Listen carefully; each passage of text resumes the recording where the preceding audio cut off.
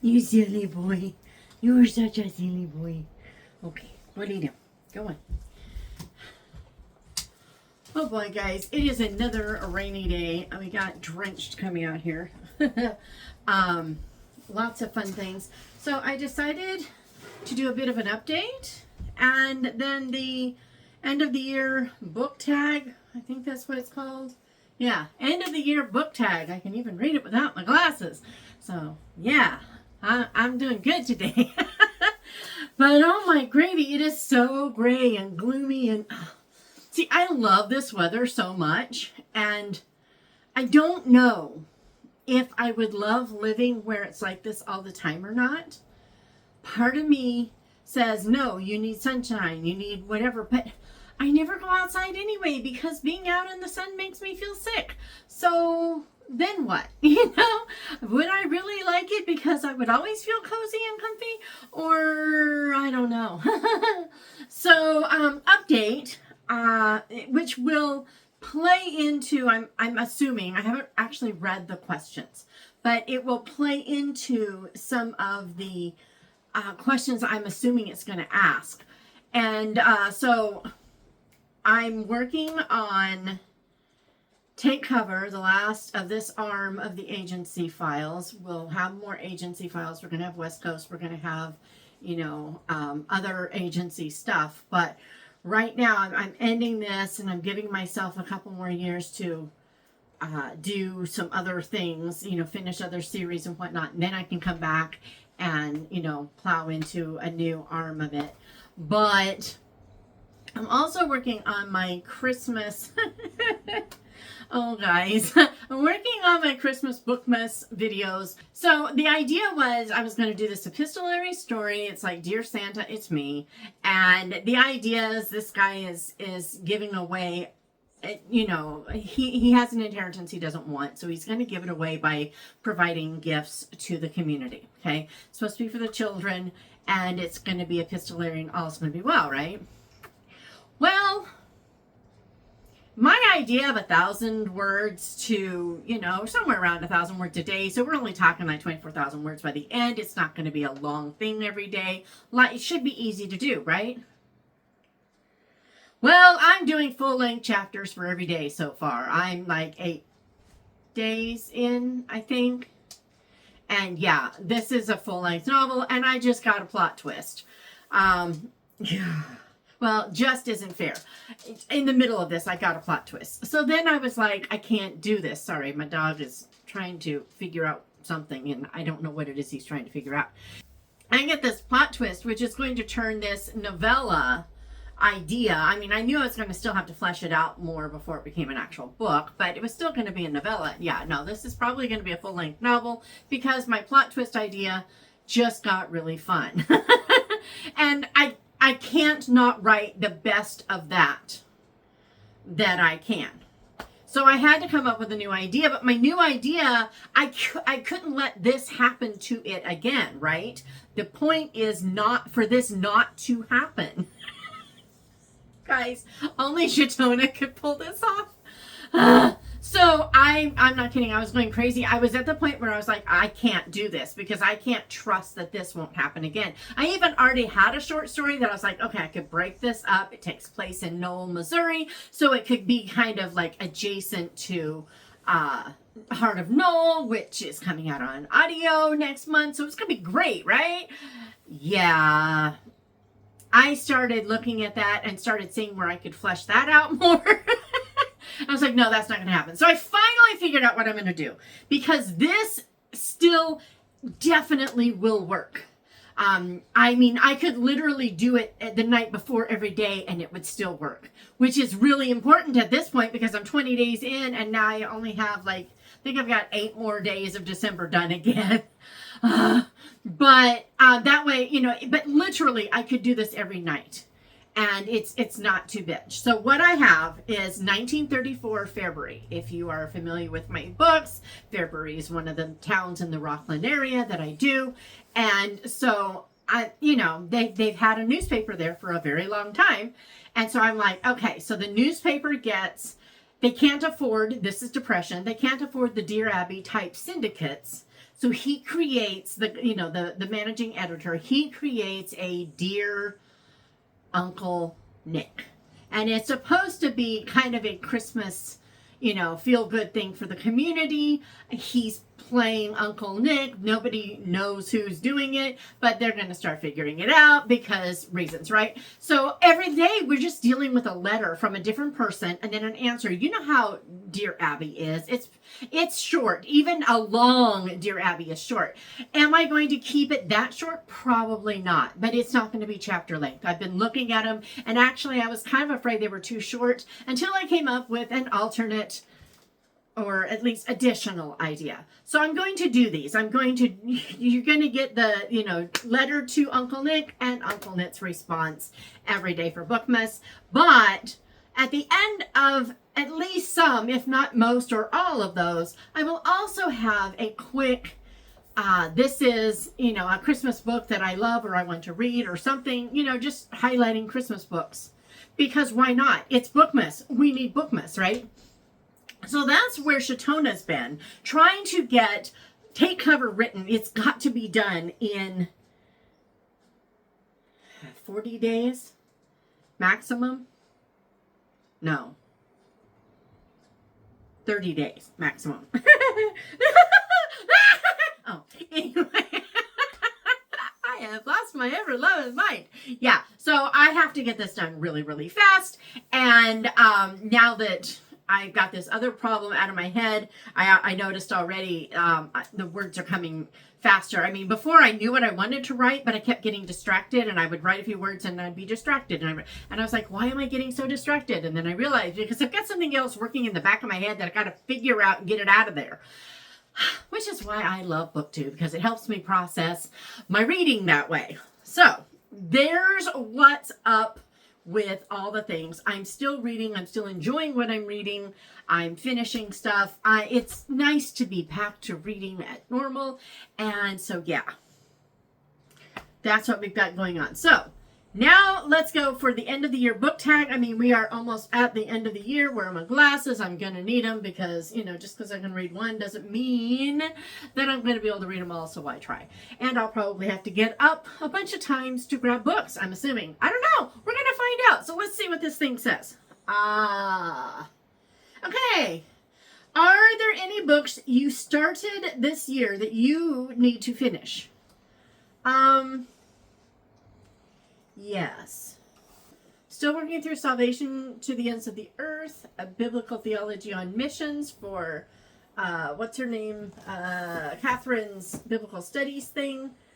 I never got past this far into Sense and Sensibility in the Austen reading thing.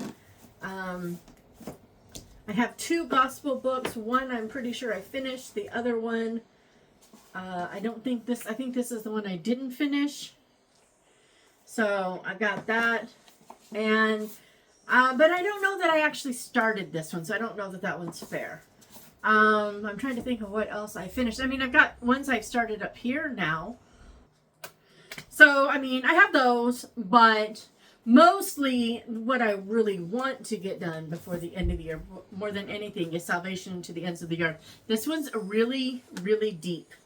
And I'm only about a quarter of the way into it. And I've been taking my time, and I keep putting it off because I really want to, which I probably shouldn't do. I really want to just like extract everything from it that I can. What I should do is just read the book and then go back and extract, because I'll be familiar with it at that point. But that's not what I've been doing, and that's why it's still there. So maybe I'll do that other thing, and maybe next year I can go back and do all the extraction. I don't know. We'll figure it out. But those are some of the ones that definitely I would like to finish this year. I don't think I have any others that I've started. Well, I started another mystery last night, but see what I mean? None of them, except for really the missions book, none of them feel like books that I've started that I need to finish. Like, I've read Sense and Sensibility. There's other ones I know I'm going to finish. They don't really seem to count. That one, it's not a very exciting looking book. Salvation to the Ends of the Earth. It's by Andreas Kostenmeyer, I think, Kostenberger, and Peter T. O'Brien. It's really it's really in depth, and I mean I've been really putting a lot of thought and effort into reading it. So I don't want to just plow through it and then go back. No, I really want to just do it the way I've been doing it because it's working for me. So that's going to be my answer. All of that for that. Oh boy, this is going to take a long time. Okay, number 2. Oh dear. It says, do you have an autumnal book to transition into the end of the year? Well, yes, we are still in autumn. We're actually in the middle of autumn right now because technically winter doesn't start until like December 21st. But it feels like, to me, autumn ends at the end of Thanksgiving. And so I have well transitioned. I don't know for sure what I would call, I mean, it's a hard thing. Do I mean for this year? Like for me, for this year, Murder at the Harvest Festival by Charles Veley and Anna Elliot. I think that's the name of it, or the Harvest Festival Murders, one of the two. That, it feels very autumnally, transitionally awesome. But also, so does like Anna Green Gables, or I'm trying to think what some of the other, I mean, I've got Autumn something, bunch of autumnal short stories by Agatha Christie. I don't remember what it's called. Maybe I'll remember to put the book up here because I'm not going out in the rain to get it. That one would obviously be a good one. The Bookish Thanksgiving. That would be a nice autumnal-ish, transition-ish book, right? But yeah, I feel like I've already transitioned. So if I wanted to go a good book to transition into winter, that one I can. No, I think I took it out there.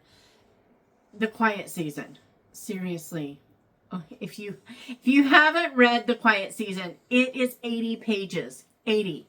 It's not going to take you long.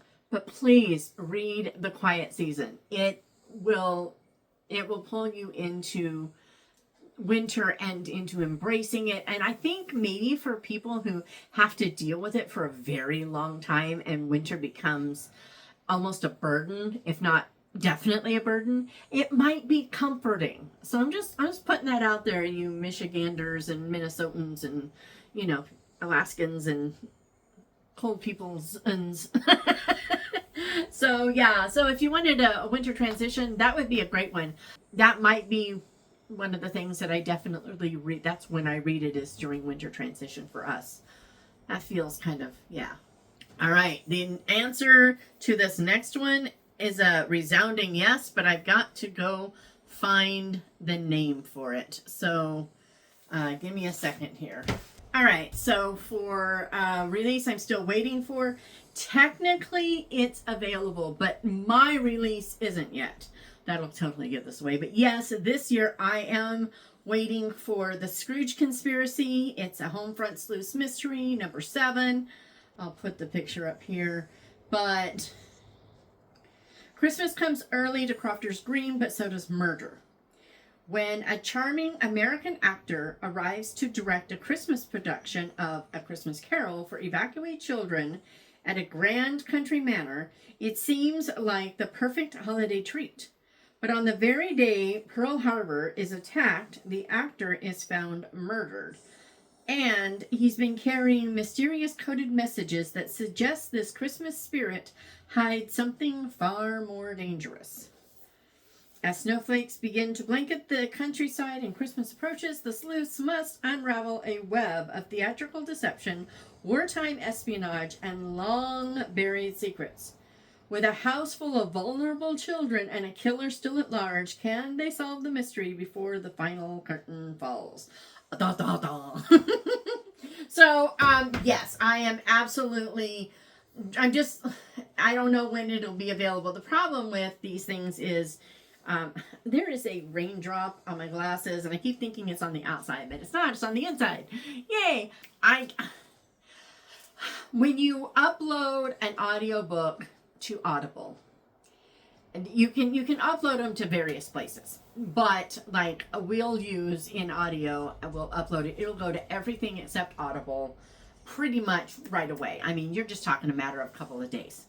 Audible, whether you use that to send it there or you send it directly to Audible, Audible is going to take a lot longer. Now, if you do it directly to Audible, it comes up much faster. It's like 10 days at the most. Whereas if you do it Audible through the other place, then it can be weeks and weeks, like 6 weeks. It's ridiculous. So I know that we're just waiting for Audible to do their thing. Assuming the book has been recorded, edited, and uploaded. That's making that assumption. I have no idea. I just don't know. And that's really frustrating. I'm also waiting for the next Lord Edgington audio, and the Secret Detective Agency. I'm waiting for that one. It comes out in a couple of days. Let me find that. Have I even talked about those yet? I don't even know if I've talked about them yet. I would love it if someone could tell me if I've talked about the Secret Detective Agency, because that will tell me if I need to just, like, you know, talk about all three all at once I read this or not. They're only showing me 2, even though there's 3. Yeah, see, they're showing 1, no, they're showing 1 and 4. They're not even showing 2 and 3. I mean, it's just ridiculous. You got to click, and then you got to click on the series, and it's so ridiculous. Murder Most British comes out on the 23rd. So Murder Most British, Big Ben chiming in the distance. Chilly walks a wrong. Chilly walks a wrong. There's one for you, Krista. If you haven't seen Krista Del Sorbo's bloopers, they're so much fun. And there is a hint, if you know your books, there is a hint at what's coming in the one that just released yesterday as of when this comes out. Anyway, just saying, you want to check them out because they're a whole lot of fun. But anyway, let's try that again. Walks a wrong. I did it again. Anyway, walks along the River Thames, cocktails at the Ritz, and a government secretary dead. Only Jane Treen can solve the case, which is kind of ridiculous because, yeah, there's not just Jane. Anyway, London, 1941. Miss Jane Treen is faced with another mysterious disappearance within the Secret Detective Agency's team. Tabitha Moore, a government typist, was on her way to meet Jane with vital information about some secret codes, but she didn't turn up for work and has seemingly vanished without a trace. Then Jane and her colleague, handsome codebreaker Arthur Salento, receive a call. A body has been found, and it matches Tabitha's description. It quickly becomes clear that Tabitha's death was not due to ongoing air raids on the city. The silk scarf tied tightly around her neck suggests otherwise. The prime suspect is her fiancé, Leo Cavendish, a dashing government official, but there are plenty of others with a motive too. Jane and Arthur scrutinize those around Tabitha at work and at home, including a charming newsreader reporting on government affairs, a jealous pianist in love with Leo, and a known womanizer and gambler fond of causing trouble. So anyway, yeah, that's another one that I'm definitely looking forward to releasing before the end of the year. And it's good because it comes out, that one I know comes out in just a couple of days. And then the Scrooge murders or whatever that was, I can't even remember anymore. Already it's gone over the weekend. That one I'm hoping will be out by Christmas. I mean, it would be really sad if I can't do the Christmas Carol themed book before Christmas. But I love them on audio so much that I'm not going to read it otherwise. Alrighty. What are 3 books you want to read before the end of the year? Well, there's those. Be right back. Okay. I'm gonna do 2 sets of 3. Maybe. These 3 for sure.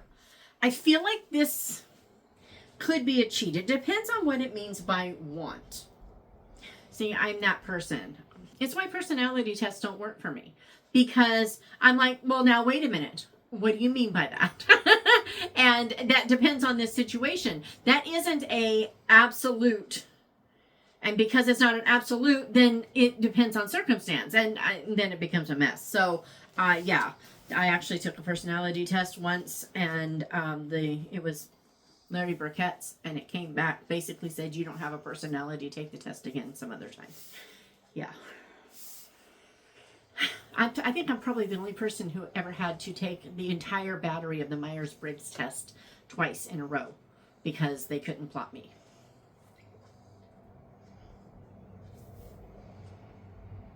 Yeah. Okay, so, but 3 books. Like I said, I feel like this is cheating because these are my last 3 plus the one I'm reading right now. Chantal, read your bookshelf challenge books, and of course, I got behind on everything this year, but these are the ones that are left. They are The Secret Society of Salzburg by Renee Ryan. This is a love-inspired novel. This is their trade novel things. All right, what is it about? Inspired by true events, this is a gripping and heart-wrenching story of 2 very different women united to bring light to the darkest days of World War II. So that's all I'm giving you because I've already talked about it once before, or at least once before, and I'm like, yeah, let's not do this again. And then A Soul as Cold as Frost by Jennifer Croft. The weather outside is frightful. Merry Christmas to all, and to all a good fright. It's book number 1 of a series.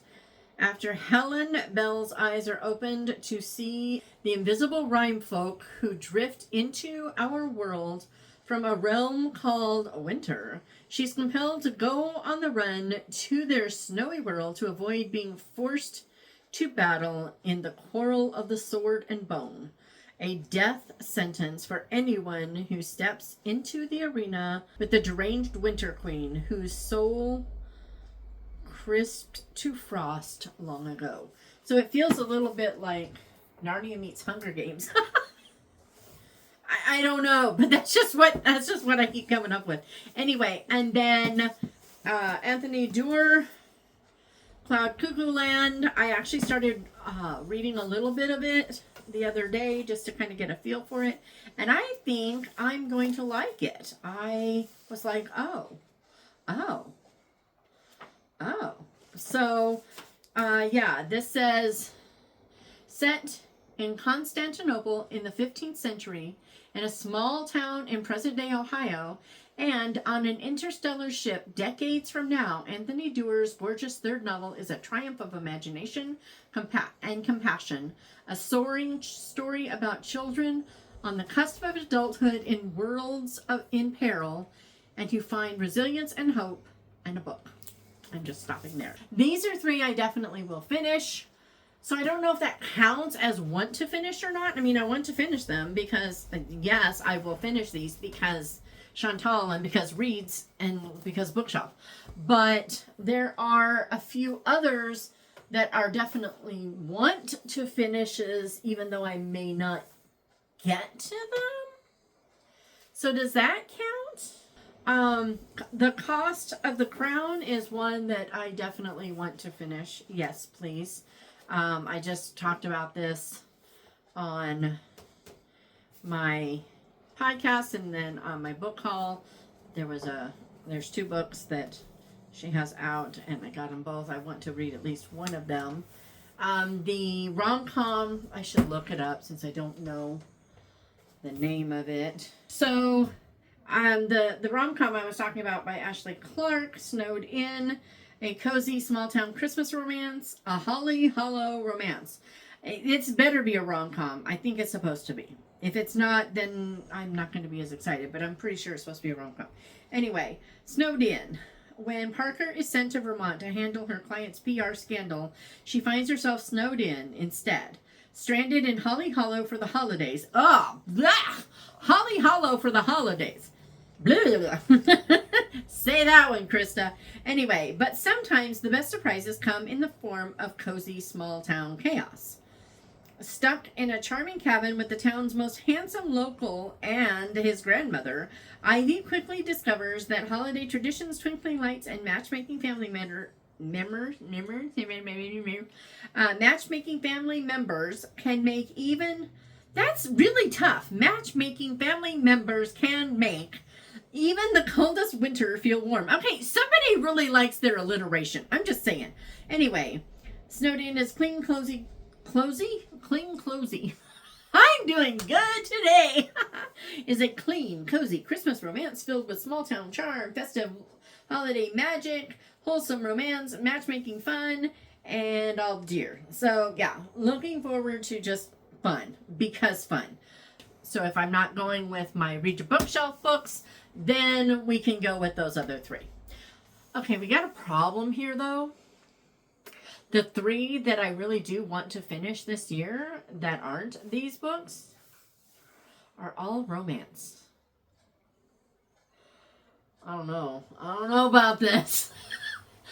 I might need to I'll have some more murder interest sprinkled in between. Just palette cleansers. I'll be fine. I got problems, guys. Okay. How are you feeling about your reading and reading goals this year? Okay. If my reading goals were things that I put a lot of my self-worth, if you will, into, if they meant so much to me that I would feel broken somehow if I didn't accomplish them, then I would be feeling terrible. I would be really floundering because this year's reading did not do what it should do. I spent way too much time writing Point of Suspicion. It just took ridiculously long to get. I have so many things I have to wrap up in all the books. I had so much research, and I had to get it just right. And it was, can we just say it was tough. And so I didn't do almost any reading from June for at least 3 months, almost any reading, and not much reading in the couple months before that. That's really how it kind of works out too. So because of that, I would not be happy. I mean, I didn't get all of the Anne books, although I got most of them read. I didn't get any of the Jane Austen books finished. Didn't get them done. Didn't get to finish my biblical studies books, although I did read quite a bit of them. I didn't get to finish them. And I do have like a lot of the... I didn't even get to do Antober. I had to say no to myself. I wanted to do Antober. I was so sad. Anyway, but there's just a lot of those kinds of things. Like I got a bingo board in there, and I've got Katie's paperbacks and ponytails. I've got Katie's Princess Bride read along thing. I think I fulfilled most of the prompts in there with it because stuff just fits, but I wasn't really able to focus on a lot of those things. I did manage to do two major goals for the year. One was my 55 books by 55 to get them out of the house. I did that. And I got a library card, which is perfect because now that I can read again, guess what? Our library is closed until like March or something because they're doing renovations. And I'm like, you've got to be kidding me. I can finally use it, and I can't. But I have checked out several books from it, and that was nice. So because of that, yay! But I really, with all the things I really wanted to do and were definitely doable for me, this year they weren't, and in general they are. And I have to remind myself that just because I didn't do it this year doesn't mean that it can't happen that way in the future. I mean, there's this part of me that's already trying to rein in. It's like, well, maybe, but no. I'm still like 13 books behind on Goodreads, but as I'm getting my books that I have read put in, that's coming down. Because I have lots of books that I've read that I haven't reviewed. I mean, I did the entire Bunbury series the other night, and it took me until like 6 or 8 of them before I realized that, I can uncheck the update my feed so I don't flood it with Bunbury. I had read so many of them, and it had been so long, I couldn't remember which one had what. So I was just like, the series, this is what I think about the series. Done. Because I just couldn't. So goal-wise, if my personal self-worth were connected to my goals, and I was the kind of person who felt like a failure if I don't meet the goals, I'd be messed up right now. But because they're just hopes for me, and they're kind of like people with big TBRs, and they're like they're piles of possibilities. Well, those are my piles of goals, and they're still in piles, and that's okay. But that doesn't mean I'm not going to have any for next year. It just means I don't know what they're going to be yet, and that's also okay. But what can I say? I feel like I'm getting like way down here, and I don't know. Well, sorry if I am. All right. Next up, number 6 is what trends have you noticed in your reading this year? I've noticed a lot of not reading. And it wasn't a good year for that. I mean, this is why BookTube has been so good for me. It gives me a place to talk about the books. And when I get to talk about them and out loud talk through my thought processes, it's what gets me excited about the next book. And so even when I had time again, it was still another week or two before I actually started reading again, because I hadn't been talking up and like working through, well, what about this and what about that? And once I realized that, I'll confess, I was driving around in the car just talking about the books I've been reading to get myself primed. I know, I'm weird, but I've always done that. I didn't realize how much I did that to my poor mother until after all this. And I was like, I went in and I was like, Mom, did I used to yap at you about whatever I was reading like forever and ever? And she's like, yeah. And the woman still moved in with me. I'm just saying, it's all her fault.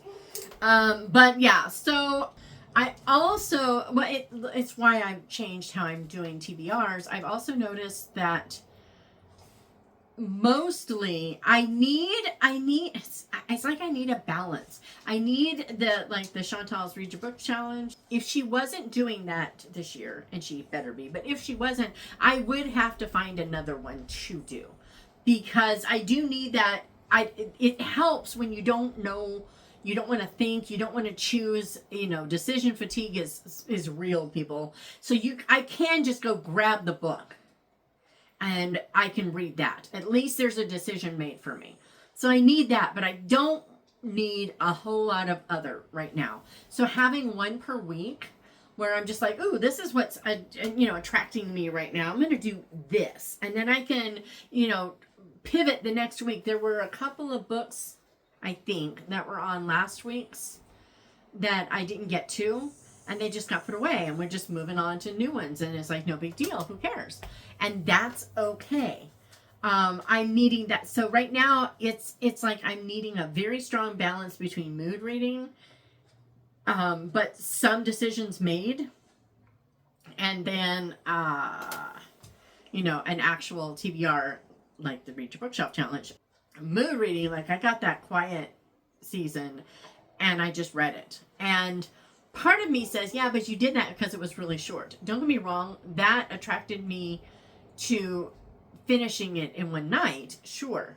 But if it had been a thick book, the reason I bought the book is that I had read those first couple of pages on Amazon, and I loved the writing. I couldn't wait for it to get here. I wanted to just read it when I opened it out of the box, So I would have read it if it had been, 10 times longer. I'm glad it wasn't, but I would have, just because I was that drawn to it. So that was definitely a mood. But having these ones that I've said, okay, these are the ones that I'm going to focus on this week, and next week I can choose the same ones or new ones. And knowing that just seems to have relaxed me a whole lot. So that's my new trend, is kind of having a balance between, a predetermined set, a probable set, and allowing myself to just ignore all of that and move into whatever I want. And sometimes I don't allow myself to do that when I have goals. But right now I don't have goals. I mean, I had them, but I've already dismissed them. So that's the trend. The trend is to facilitate reading however it best works to make it happen. That's the trend. And have you already started making reading plans for next year? Some, yes. I know I'm going to do Chantal's. I know I'm going to do the biblical studies thing. I know I'm probably going to try to incorporate more library books once the library opens. I'm really, really wanting to do that, not just for my sake, but for theirs. I know that the more they're used, the more funding they get, the things, and I want to support that. So there is that. But other than that, I just really haven't thought a lot about it. So I don't know. What about you? Do you see goals that I need to be considering that I maybe am not thinking of?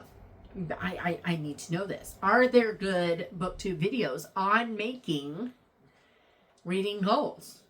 I mean, I don't see a lot of videos, and now I feel like I need to make one, but I don't see a lot of videos that just talk about the kinds of goals you can make for reading rather than someone's specific goals. You know what I mean? Instead, like, if you love journaling, if you love planning and stuff, Jashiicorinn has a great channel where she, that's what she does, is she shows her journaling process. She, has work alongs, and she has a lot of things. One of the things she has are just huge playlists of videos of every kind of weekly layout you could possibly make in a bullet journal, every kind of daily layout, every kind of collection you could possibly imagine, different ways of doing this and that and the other. I mean, she's got these huge lists of, there's like 500 different ways to do this, and then she shows you on the thing. Are there booktube videos like that for goals? And if they are, who's doing them and where do I find them? That's what I want to know. And then it says, that's kind of cool. I kind of like the fact it doesn't tell you to tag someone. So I'm not going to tag someone. Almost everybody that I know that does booktube at all has already done this. I'm a late bloomer, and I know, Neville. I know. We're going to go get Kevin soon. We got to go get the Kevin. Yeah, I know. Just give me a minute. So, I'm not going to tag anyone, but if you haven't done it and you want to do it, I would love to know that you did it. So tag me when you do it so I can go find it. That would be cool. Meanwhile, Neville is over here saying, can we go inside because it's cold out here, and they haven't given me a bath and shaved me and put my sweater on. And so I'm just not happy. And he also knows that it's almost time for me to go get Kevin. And that's good news because, guys, Kevin is off for the rest of the year. It is official. He may not have a job come January, but until January, they are funded, so he gets to take his time off. So he is off. He saves his leave. He saved them for years and years so that every year he can just take his use or lose, only the amount of leave that he will lose if he doesn't use it up, basically, right? That's very self-explanatory. But it always works out to be, like the last week or so of November and all of December. Sometimes he has to do like just all of December and the first week of January, but he takes all of his vacation time at once and he just gets the month off, and he rides his bicycle a lot, unless he plays chicken with a truck. He ain't playing chicken no more. I nixed that. I don't usually tell my husband what to do, but I told him this time, you no more play chicken. Just like we're done with that. But bless his heart, he can't even ride home from the park and ride today because it's raining. So I got to go get him. But first I have to drop off books to mail. I sent Stampin' Cass a message on the video for Bennett's Hollow. I drew her name for the book. Nobody gave me any hint that they wanted Positively Penelope, so I'm going to say it here too. You don't have to go find the video. If you want the paperback for that book, I have two. And so if you want it, just leave a post below and tell me which one of Pepper's books is your favorite. And if you've never read Pepper Basham, say so. And if you've never read her, I'm going to recommend Jane by the Book. Love that book. Brilliant book. Anyway, and I will be back on Monday with what I have read this week. I've already finished 1, 2, 3 books, I think. One of them was a, middle grade, short little thing. But I think I finished 3. Maybe. I don't know. Anyway, and yeah, I'll be back. So you have a good one. And, thanks for sticking around. I know, being gone all that time was really annoying. So those of you who stuck around, I appreciate you. And have a great weekend.